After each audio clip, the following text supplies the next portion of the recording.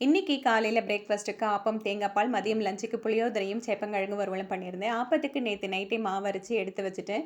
ஆப்பத்துக்கு மாவு எப்படி அரைக்கிறதுன்னு பார்த்தீங்கன்னா, 2 அழாக்கு பச்சரிசி, 1 அழாக்கு புழுங்கலரிசி, 1/4 அழாக்கு கருப்பு உளுந்து, 1/4 ஸ்பூன் அளவு வெந்தயம் சேர்த்து 4, 5 மணி நேரம் நல்லா ஊற வச்சுட்டு இதை நைஸாக அரைச்சி உப்பு சேர்த்து மிக்ஸ் பண்ணிவிட்டு நைட்டு ஃபுல்லாகவும் அப்படியே புளிக்க வச்சிடலாம்.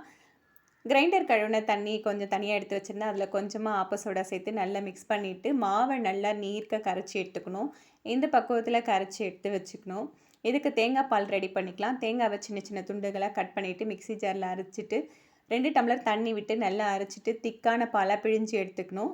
நாட்டு சக்கரை தேவையான அளவு கலந்து எடுத்து வச்சுக்கிட்டேன். இப்போ ஆப்பம் செஞ்சுக்கலாம். ஆப்பக்கடாயில் 2 கரண்டி அளவு மாவு விட்டு நல்லா இப்படி சுற்றி விட்டுட்டு மேலே மூடி போட்டு ஒரு 5 நிமிஷம் வேக விட்டுட்டோம்னா மேலே சுற்றி கிறிஸ்பியாகவும் உள்ளே சாஃப்டாகவும் சூப்பராக வெந்து வந்துடும். இந்த ஆப்பத்தை தேங்காய் பாலோடு சாப்பிட்றதுக்கு டேஸ்ட்டு சூப்பராக இருக்கும். ட்ரை பண்ணி பாருங்கள்.